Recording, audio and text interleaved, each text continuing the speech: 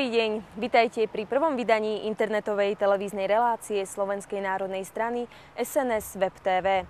Každé 2 týždne vás budeme informovať o dianí v SNS, pohľade Slovenskej národnej strany na spoločenské a politické udalosti na Slovensku. Prinesieme vám zaujímavé informácie so zaujímavými Slovákmi a mnoho iného. Dúfame, že si na našu SNS Web TV rýchlo zvyknete a budete nás sledovať pravidelne. Drahé Slovenky, Slováci, bratia a sestry, som skutočne veľmi rád, že vás môžem privítať v mene svojom, ako aj v mene celej Slovenskej národnej strany pri sledovaní internetovej televízii. Pevne verím, že informácie, ktoré dostanete v tejto televízii, budú objektívne a budú jednoznačne proslovensky orientované. Sme presvedčení, že nutnosť takejto internetovej televízii zo strany SNS bola veľmi potrebná a žiadaná, pretože médiá, ktoré pôsobia na Slovensku, skutočne neobjektívne informujú vás, Slovákov. Ja som presvedčený, že pri sledovaní našej televízie budete spokojní a jednoznačne budete objektívne informovaní.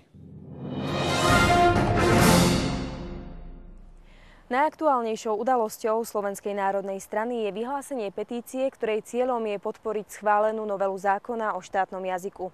Od začiatku septembra zbierajú aktivisti Slovenskej národnej strany podpisy od občanov po celom Slovensku. Petičná akcia sa nesie v duchu 2 hesiel: na Slovensku po slovensky a slovenčinu si nedáme. Jej súčasťou je požiadavka, aby parlament napadol na ústavnom súde školský zákon pre písanie geografických názvov.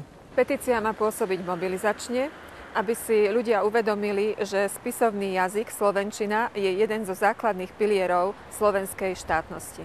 V uliciach slovenských miest nie je o podpisy núdza. Za september sa aktivistom SNS podarilo vyzbierať viac ako 20 000 podpisov. Dnes počas 3 hodín prišlo k nám podporiť slovenčinu a pýtať sa na naše názory asi 300 ľudí. A oni nám tiež vraveli svoje názory a mali ich väčšinou pozitívne. Petičnou akciou reaguje Slovenská národná strana na súčasné dianie a stupňujúci sa tlak politikov SMK a Mostu HÍD. Slovenskí občania majú podpísaním petície povedať, ako si predstavujú používanie štátneho jazyka a geografických názvov.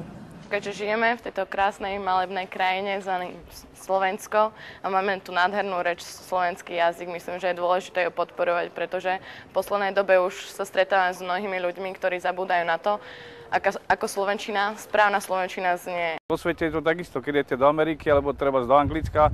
V prvom rade, keď sa tak chcete zamestnať, alebo aby ste mali určité postavenie, tak štátny jazyk musíte ovládať, inakšie nezískate nič. Takže to je nič vymyslené, to normálna vec, ktorá by sa mala v každom štáte zachovávať. Petičná akcia potrvá v prvej etape do konca októbra. Informácie, kedy ju vo vašom okolí budete môcť podporiť, získate na webovej stránke SNS.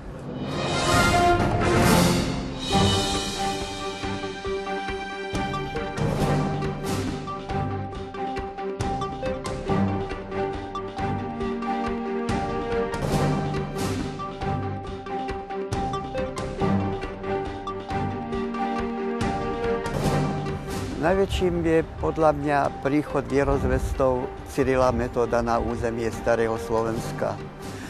A je to niečo, čo je historické, pretože priniesli jazyk, ktorý sa stal 4. cirkevným jazykom, čo je nesmierne dôležité. Som presvedčený, že Slováci majú slovenčinu radi. Je to historický jazyk, je to jazyk, ktorý bol 4. cirkevným jazykom a som presvedčený, že i menšiny si ho osvoja.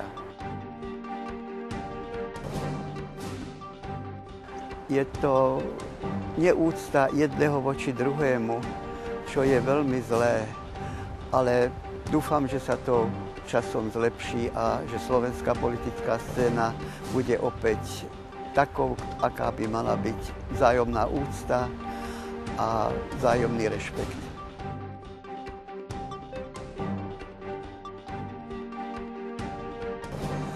Je to Ján Chryzostom kardinál Korec. Je to človek, ktorý veľa vytrpel ktorý je Slovákom telom i dušou a je to, by som povedal, takmer svätý človek.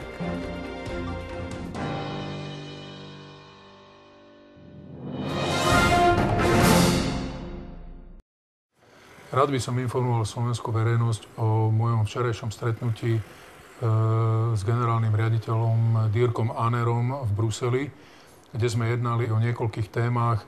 Jednou z nosných tém boli spätné overovania a ďalšou témou bol škandalizovaný tender. Určite veľmi dobre viete, o ktorom tendri hovoríme. To je ten škandalizovaný nástenkový tender. Ja nemám rád ten výraz nástenkový, pretože tomu dali novinári. Je ale pravda, že Brusel nespochybnil účelnosť a vhodnosť využitia prostriedkov v rámci tohto tendra. Slovensko nepríde ani o jediné euro.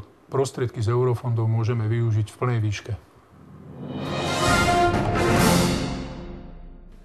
Významnú udalosť zažila bratislavská Rača v utorok 22. septembra. Pri príležitosti 145. výročia narodenia Andreja Hlinku pribudla na námestí, ktoré nesie jeho meno, socha tohto významného slovenského dejateľa.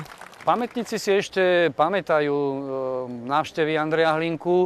Tu nedaleko je bývalé kino Nádej, ktoré sa svojho času volalo Kultúrny dom Andreja Hlinku. Takže vidíme, že Andrej Hlinka dosť často chodieval do Rače a myslím si, že aj občania Rače si k nemu vytvorili pozitívny vzťah. Súčasťou sochy od akademického architekta Petra Nižňanského sú klasické znakotvorné prvky slovenskej štátnosti, dvojkríž na trojvrší, ktoré sa nachádzajú na ľavej strane monumentu.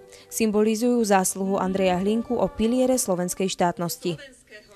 Slovenskú národnú stranu zastupovali na odhalení nielen jej predstavitelia, ale aj mládež SNS.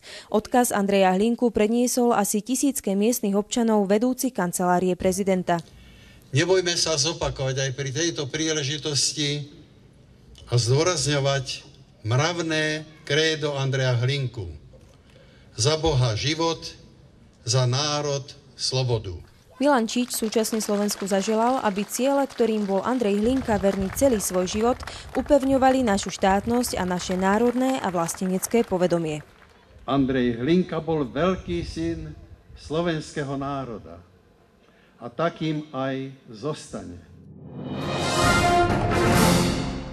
Toľko teda prvé vydanie internetovej televízie Slovenskej národnej strany. Ak vás zaujala a máte pre nás nové podnety, napíšte nám na adresu webtv@sns.sk. Dovidenia, uvidíme sa spolu o 2 týždne.